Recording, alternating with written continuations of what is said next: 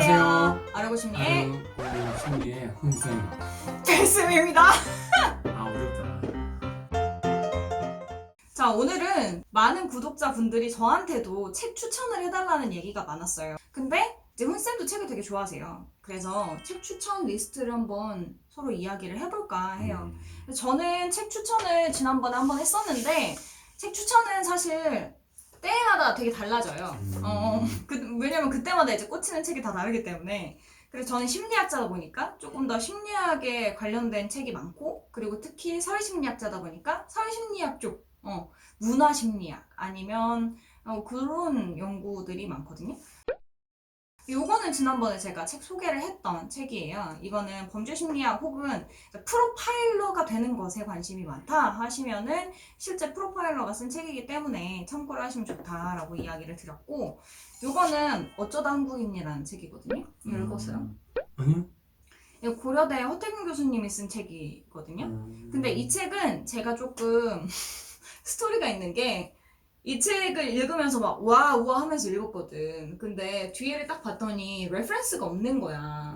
참고문헌이 없는 거예요. 그래서 좀 당황했거든요. 왜냐면 대체적으로 심리학자가 쓴 책은 레퍼런스가 되게 많아요. 그렇죠.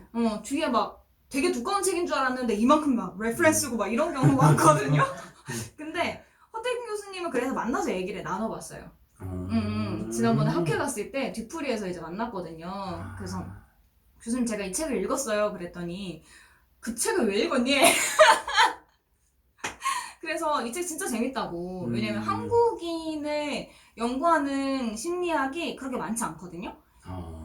근데 조금 저는 개인적으로 아쉽게 생각하는 게, 제가 필리핀에 살 때는 필리핀의 심리학이라는 과목이 있었어요.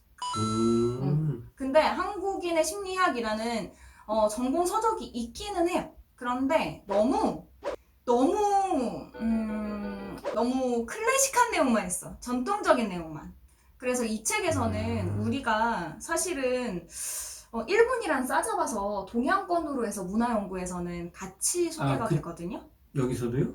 아니요. 근데 일반적으로? 원래 이제 문화심리학 보면. 그렇지. 근데 우리 다 알잖아. 우리 일본 사람이랑 되게 다른 거. 완전 다르지. 되게 달라요. 그래서 여기서 이야기를 하는 게, 일본 사람들은 정말 집단주의다. 집단 안에 들어가면 내가 없어진다. 근데 우리는 아니야. 우리는 집단 안에 있어도 나 하나하나가 다 살아있어요. 그렇죠. 네. 개성이 너무 그럼요. 강해서. 근데 더 중요한 건 집단보단 나랑 친한 사람의 의견이에요. 우리나라 사람한테는. 막 그런 거 있잖아. 의사 선생님이 이렇게 하라 그랬어. 이거보다는 야, 내가 진짜 잘하는 애 있거든. 걔가 옛날에 막 그 의과랑 되게 막 관심 되게 많았던 앤데 걔가 그러는데 고지혈증이 이게 좋대. 이렇게 얘기 많이 하잖아. 더 확실해지는 순간이네. 그치? 의사 말보다 친한 사람 말을 더 많이 듣는 그쵸. 요런 심리, 그런 심리에 대해서 되게 많이 소개가 되어 있어요. 그래서 되게 재밌고 와 하는 내용들, 공감되는 내용 되게 많아. 근데 이거는 연구가 직접적으로 된 내용보단 지금 연구를 하고 계신 것들에 대한 그러니까 처음 아이디어들이 많이 들어가 있는 책이다. 왜냐면 그러면 정말 재밌을 텐데. 재밌어. 그래서 허태균 교수님의 인사이트가 되게 많이 느껴지는 책이었다. 재밌습니다. 요거는 제가 지금까지 문화 연구 얘기 많이 했는데, 요 문화 연구에 대한 책이에요. 그래서 리처드 리스벳이라는 미국 학자거든요. 난 이거 읽었다. 요거 이제 후속판도 있어요. 근데 이 교수님이 문화 연구에서의 정말 석학이다. 그리고 최인철 교수님의 지도 교수님이세요. 서울대 최인철 교수님. 최인철 교수님은 제가 심리학개론 수업을 들었었습니다. 이분 밑에서. 예, 들었었어요. 네, 그래서 최인철 교수님의 이제 본체다. 그래, 맞아요. 그때, 그래서 그 최인철 교수님이 추천하셨구나. 이 책을 읽고 리포트를 써오라고 했어요. 추천이 아니라 리포트라서 저도 읽게 된 거지.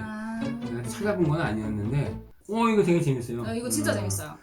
확실히? 이 책 말고 재밌다. 그 마인드웨어라고 이 책 이후에 나온 책도 있거든요. 그게 또 하나 나왔구나. 요거 읽으시고 재밌으면은 마인드웨어도 같이 읽어보시면 좋아요. 이거랑 그때 프레임이란 책이랑 같이 그거를 써오라고 해서 프레임도 읽어봤었는데, 그 프레임도 되게 재밌었어요. 맞아요. 프레임 제가 한번 영상으로 추천했거든요. 근데 최인철 교수님이 쓴 책이고 맞아. 행복연구소 소장이시니까 행복에 대한 책들을 많이 내고 계시죠. 그리고 요거는 제가 한번 리뷰를 했던 책이에요. 그냥 이렇게만 봤을 땐 나쁜 남자를 좋아하는 이유가 혹시 이거하고도 조금 연관이 있지 않을까 그런 생각이 들었어요. 한번 읽어보세요. 그거보다는 우리가 왜 평소에 욕을 하나, 욕의 순기능, 뭐 이런 거, 술의 순기능, 뭐 이런 내용들이 그건 있으니까. 다 좋은 기능입니다. 그래서 이그노벨상을 받았던 책인데, 이그노벨상은 이제 노벨상은 아니지만 조금 더 유쾌하고 생각의 전환이 있는 그런 연구들을 이제 뽑아서 이그노벨상을 주거든요. 그래서 심리학 중에서도 이제 이그노벨상을 받은 연구들이 좀 있어요. 요거는 이제 사회심리학 책인데 아우 겁나 두꺼워요. 그죠? 극혐. 양장책 극혐. 근데 기존의 여러 진지하게 생긴 사회심리학 책보다는 훨씬 재미있게 써졌다. 그럼 전공 사회심리학 책과는 좀 다르겠네요, 아예. 내용은 거의 비슷해요. 그런데 그 풀어나가는 과정이 그게 다르겠다. 그러니까 좀 재미있는 스토리텔러가 이야기해주는 사회심리학 책 같은 느낌? 아니 뭐 두께를 보니까 좀 백신을 맞으시는 극혐인데 거예요. 저는 제가 그래서 수업을 할 때, 강의를 할 때 이 책을 되게 많이 참고해서 강의를 해요. 자, 그러면 이제 저는 심리학 전공이다 보니 범죄 심리학자지만 심리학 관련한 책을 많이 읽고 추천을 해드리는데 법과학이나 과학수사를 전공하시는 분들은 또 다른 이제 관심사를 갖고 계시잖아요. 그래서 훈쌤은 어떤 책을 추천하는지 좀 궁금했거든요. 제일 쉽게 접할 수 있는 부분에 있어서는 사건 파일 관련된 책들이 시중에 좀 많이 나와 있어요. 시중에 나와 있는 것들을 좀 말씀드리면 뭐 한국의 CSI라든지 프로파일러라고 불리우는 뭐 표창원님의 사건 추적, 실제 상황, 완전 범죄 혹은 뭐 법의학으로 보는 뭐 한국의 범죄 사건. 그러니까 아무래도 사실 외국 쪽의 범죄보다는 우리나라의 범죄에 좀 더 관심을 갖게 되는 부분이 있다 보니까 그런 부류의 책들을 좀 많이 보게 되는 것 같아요. 그래서 그 중에 또 눈에 띄는 게 예전에 드라마로도 했지만 조선시대의 그 과학사, 거기서 다뤘던 소재들이 담겨있는 뭐 조선을 뒤흔들었던 16가지 살인사건이라는 책도 있어요. 그런 것들도 보시면 굉장히 재미있거든요. 재미있게 읽을 수 있겠다. 그쵸. 아무래도 이거는 과학수사라기보다도 이 과학수사가 벌어지기 전 그리고 현장이 어떤 식의 범죄가 저질러졌는지 그런 것들을 직접 볼 수 있는 책들이라 좀 흥미 위주를 가지고 보시다 보면 이런 사건도 존재했었나 그리고 또 이 사건은 최근에 어떤 사건과도 비슷한 사건이네 뭐 이런 것들 연관성을 또 보시게 될 수도 있고 약간 셜록 홈즈 보듯이 보는 거네요. 그렇죠. 근데 셜록 홈즈는 좀 소설적인 이미지가 강하다면 이런 부분들은 실제 있었던 사건들을 이제 엮어놓은 거기 때문에 좀 현실적이다는 느낌이 들어서 어떻게 보면은 무섭다고 해야 되나? 약간? 뭐라고 해야 돼? 이거를 그럴 수 있어. 좀 그런 느낌이 들 수도 있어요. 좀 거부감이 들 수도 있고 그렇죠. 혐오스럽다거나 좀 거부감이 느껴질 수 있는 사건들도 있습니다. 시중에 나와 있는 책들은 아무래도 이미 벌어졌던 범죄에 관련된 내용이고 학문적인 내용으로 다가가기엔 조금은 거리가 있는 책들입니다. 오케이, 요거 읽어보면은 좋을 것 같다. 추천책 딱 하나. 그럼 우선 물론 최근에 벌어진 우리나라의 범죄도 중요하지만 과학수사가 예전에도 존재했다라는 것을 좀 알 수 있는 조선 최대의 과학수사 엑스파일이라는 책이 있습니다.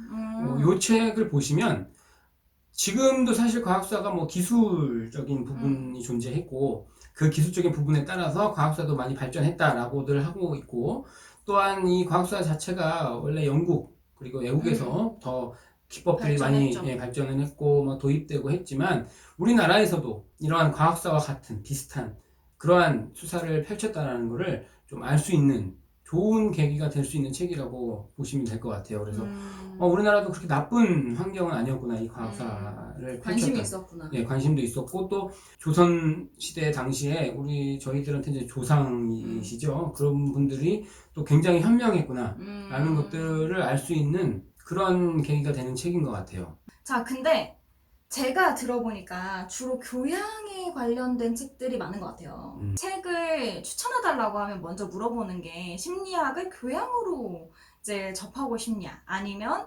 전공을 하고 있거나 할 생각이 있냐, 이렇게 물어봐요. 그러면 추천하는 책이 달라집니다. 그렇죠. 왜냐면 심리학 책은 정말 너무 많기 때문에 이 중에서 전문적으로 이제 전공을 하는 사람이 딱 읽었을 때 싱거운 책이 있어. 그렇지. 싱거워. 이렇게 끝이야? 이렇게 수박 겉핥기식으로만 쓴다고? 약간 이런 느낌. 그쵸. 좀 실망감, 도덕 같다 이런 생각이 드는 게 있고, 네. 반대로 교양만 하려고 그러는데 얘 막 너무 넘어가네? 하면은 지루하지. 그래서 모든 건 있던 다. 흥미까지 다 버리게 되는 그런 책이 있거든요. 그래서 과학수사 쪽에서는 그런 게 있는지, 그러니까 교양으로 하실 분과 그리고 전공을 하실 분에게 추천하는 책이 서로 다른가요? 여기는 교양과 그리고 이제 전공 쪽으로 가셨을 때는 확 달라집니다.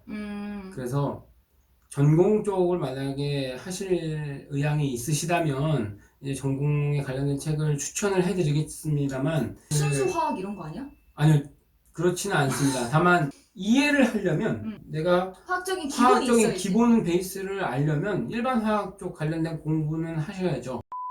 근데 그거는 이제 전공까지는 상관없습니다. 전공까지는 안 하셔도 되지만 EBS 화학 고3들이 공부하는 수능. 그쵸. 그 수능 준비하는 EBS 화학 정도의 지식만 공부를 해주시면 법학을 이해하시는 데는 어느 정도 다 이해가 가능합니다. 그러니까 전공 쪽을 만약에 하신다면 이 법과학은 분야가 너무 다양하기 때문에 순수 과학 쪽에 대한 지식이 필요하다. 그렇죠.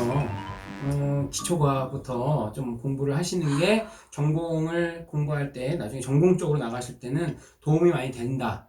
전공책이라고 한다면 사실 심리학과는 다릅니다. 저희는 전공 뭐 이렇게 분야별로 굉장히 딱딱 나뉘어 있기 때문에 뭐 지문이면 핑거프린트 나는 색이 딱 따로 있구나. 그쵸 다 있어요. 그리고 뭐 족적이라든지 뭐 미세 증거 이런 것들이 한데 모여 있는 미세 증거물이라든지 뭐 혈흔이면 혈흔 패턴이라든지 이런 식의 각각의 분야별로의 전공책이 또 다 존재가 합니다만 사실 우리나라에서는 출판되거나 한 책은 거의 없습니다. 없죠. 거의 없어요. 미세증거물이란 책도 있긴 있어요. 전공책이. 번역된 거겠죠. 아닙니다. 그거는 이제 직접 쓰셨어요. 아, 저희 이제 순천향대 교수님께서 직접 자필로 하신 건데, 물론 이제 해외 외국 서적을 많이 이제 참고를 하셨어요. 물론 그렇긴 하지만, 어찌됐든 그런 식의 위주로 우리나라에서 단독으로 좀 만들어낸 책은 극히 드뭅니다. 이제 쓰시면 되겠네요. 그걸 쓰려면 이 생에 가능할지 이번 생에 저는 제 인생에 책을 꼭 내고 싶거든요. 그래서 항상 고민합니다. 저희 교수님이 박사 졸업하기 전에 책을 한 권에 써라라고 하시는데 만약에 내가 과학사를 전공으로 하고 싶어요. 대학원을 진학하고 싶은데 어떤 책을 공부하고 대학원 면접을 본다거나 들어갔을 때 도움이 될까요? 라고 한다면 추천하는 책은 있습니다. 뭔데요? 그것은 바로 과학수사 핸드북이라는 책이 있어요. 거의 그게 그 뭐 수학의 정석처럼 그런 식의 불리는 책으로 지금도 그 책은 많이들 보고는 있습니다. 근데 그 이후에 개정판이라든지 이런 거는 지금 없어요. 아직까지 새로 또 쓰시는 분이 계신지는 모르겠지만 시중에 나오지는 않았어요. 그 책은 좀 가볍게 볼 수 있는 책이고요. 조금 더 깊이 있게 보고 싶다라면 원서입니다. 그래서 나중에 말씀드릴게요. 원서는 말하지 마. 정말 관심 있으면 그때 다시 한번 질문을 주시면요. 그 책은 제가 말씀드릴게요. 조금 죄송스럽지. 말하기 죄송. 나도 원서는 얘기 안 해. 흘러가다 보니 어디 책이 너무 없어서 넘어갔어. 책이 너무 없네. 그러고 보니까. 자, 그럼 마지막으로 책을 구매할 때 좀 중요하게 봐야 되는 점? 예를 들면 참고문헌이 있는 책을 골라라. 그리고 저자가 심리학에 대한 좀 조예가 있는 사람. 예를 들면 어디 전공을 했다든지 아니면 이미 박사라든지 아니면 어떤 연구소를 지금 운영을 하고 있다든지 실무 경험을 원하면 꼭 실무 경험을 해본 사람이 쓴 책을 골라라. 그래야 안전하다라고 얘기를 했거든요. 책을 고를 때 좀 개인적으로 중요하게 생각하는 점이 있어요? 전공과 관련돼서 혹은 이 분야에 관련된 어떤 좀 지식을 내가 얻고자 해서 책을 구입하려고 마음을 가져셨다면, 과학서 같은 경우에는 사실 그렇게 깊이 있게끔 다뤄진 책들이 시중에 많지가 않습니다. 법학 쪽 파트라든지 그런 데 가셔야 한두 권 좀 보일까 말까 해요. 그래도 그나마 보이는 책이라고 해봤자 거의 외국 책이 이제 번역된 책들이 많은데다가 아니면은 실제 저희 뭐 사건만 다루든 그 사건만 다 편집돼서 모아져 있는 사건 파일. 예, 그런 책들만 사실은 과학서에는 존재하고 있고, 어떤 과학서 매뉴얼 같은, 아니면 내가 과학서에 대해서 정말 알고 싶다라고 했던 그런 책은 시중에서는 못 보신다라고 보는 게 맞다고 봅니다. 그래서 제가 이거를 뭐 고를 때 뭘 조심해라, 이게 벨쌤처럼 이렇게 분류해서 뭘 조심해서 보세요, 이런 거는 애초에 별로 예, 없다. 책이 네, 별로 없어. 없어요. 책이 없어요. 저는 항상 갈 때마다 이와 비슷한 분야의 책이 새로 나온 게 있는지 항상 확인을 해보기도 하는데, 가면 늘 똑같은 그 책이 그대로만 꽂혀 있고요. 그 책의 수량도 한 권이 끝이에요. 그럼 사람들이 많이 또 이렇게 꺼내서 보기도 하고 하니까 책도 좀 많이 나가 예, 좀 훼손돼 있는 뭐 그런 것도 보이고 좀 그래요. 그래서 어떻게 추천을 해드린다면, 이제 과학서라는 내용을 담고 있는 분야의 범죄 관련된 책들을 추천해드릴 수는 있지만, 과학서는 뭐다, 과학서를 공부하기 위해서는 이런 걸 좀 보면 좋겠다 없어. 라고는 없어요. 저랑 완전 반대예요. 저는 이제 심리학 책이 너무 많으니까 질 그쵸. 떨어지는 심리학 책이 너무 많아서 그런 것 같아요. 예, 질 떨어지는 심리학 책이 진짜 많아요.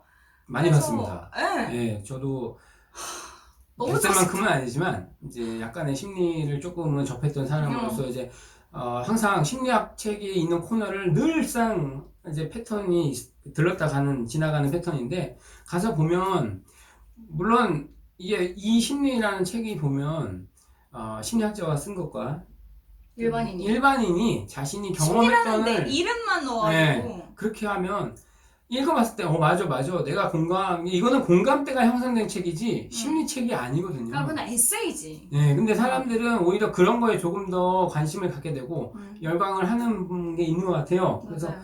저도 딱 보고 나면 굳이 이거를, 구독자분들께서도 심리 쪽에 관심이 있으시다면 뭐 보실 수 있는 분야가 넓어서 어떻게 보면 또 선택의 폭이 넓으니까 좋기도 하겠지만, 거기서 차칫 잘못되면 이제 심리 쪽이 좀 잘못된 쪽으로 흘러갈 수가 있게 되고, 예, 뭐 이게 심리라는 것 자체가 애초에 잘못된 개념으로 인식이 될 수가 있기 때문에 그런 부분들을 조금 조심해서 책을 선택을 하셔야 되지 않을까. 저는 책을 대부분 그냥 사서 보는 편이거든요. 예, 맞습니다. 네, 왜냐면은 저는 줄을 긋고 책을 보는 편이라서. 또 이쪽 분야는 도서관에도 책이 별로 없어요. 이 분야에. 심리학 책은 엄청 많아요. 그쵸? 진짜 심리학 섹션은 날로 넓어지는 것 같아. 근데 심리라는 타이틀을 걸고 있지만 내용을 읽으면 이러면 생각이 왜곡되겠는데? 라는 그쵸, 생각이 그쵸. 드는 굉장히 위험한 위험성이 책들이 있는, 많아요. 책들. 물론 저도 책은 제가 다 사긴 합니다.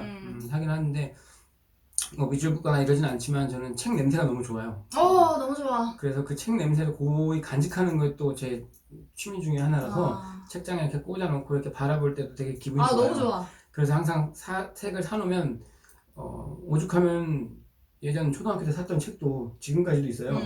오래된 책인데도 불구하고. 그런데 이쪽 과학수사 책은 빌리고 싶어도 못 빌려요. 다 구하기도 힘든 책이니까. 샀고, 책도 또 비싸요. 전공책은. 전공책 왜 이렇게 비싸? 구하기도 힘들어요 또. 근데 내가 과학수사는. 강사가 되니까 이해가 되더라. 왜 책을 굳이 있는 책을 다시 비슷한 내용으로 쓰고 그 책을 3만원, 4만, 5만원, 6만원 주고 이제 파는지 이해가 돼. 그쵸. 그게 뭐. 그럴 수밖에 없더라. 나중에 대보시면 알 겁니다. 저는 근데 책을 사는 또 다른 이유는 이게 콘텐츠화 하려면 제가 중요하게 생각했던 부분을 바로 찾을 수 있어야 돼요. 근데 내가 빌리거나 이러면 내가 어떤 파트에 이런 생각을 가지게 되는지 모르잖아. 그럼 레퍼런스를 이제 넣을 수가 없는 거야. 그래서 저는 다 포스트잇 붙이고 다음에 이야기할 수도 있을 만한 내용들은 이제 형광펜 치고 이렇게 저장을 해놓는 편이거든요. 그래서 하는 것도 있습니다. 요즘에는 이제 많은 지식이 있으니까 그 지식을 요구하는 혹은 필요한 사람들의 구미에 맞춰서 제작을 해서 다시 이제 만들어내야 하는 그쵸. 사회잖아요. 그렇다 보니까 자기의 이런 데이터셋을 어떻게 관리하는지가 되게 중요한 것 같아요. 그렇죠. 요새는 사실 지식이 홍수죠. 지식이 홍수. 그러니까. 근데 또 그러한 홍수 속에서 풍요 속의 빈곤이라고 할까? 책 내용은 너무 많이 쏟아지는데 또 알맹이만 따져봤을 때는 굉장히 없어. 부족해요. 또 없고. 그리고 그걸 알려고 안 해. 네, 또 알려고 안 하고. 그런 부분들이 어떻게 보면 잘못하면 잘못된 왜곡된 맞아요. 인식이나 편향을. 이런, 편향된 지식을 갖게끔 생각을 갖게끔 하는 위험한 부분들이 많기 때문에 그래서 더 책을 추천드리는 이유 중에 하나도 그런 부분들이 존재합니다. 네, 오늘은 책에 대한 수다를 한번 떨어봤고요. 네, 다음에 혹시나 책을 리뷰할 일이 있으면 저희가 같이 읽고 한번 이야기를 나눠볼게요. 출판사들의 광고? 웰컴. 네, 솔직한 리뷰 만들어 내도록 하겠습니다. 오늘 영상 여기까지고요. 구독과 좋아요, 알림 설정, 환호! 저희에게 엄청난 힘이 됩니다. 다음 영상에서 만나요. 안녕!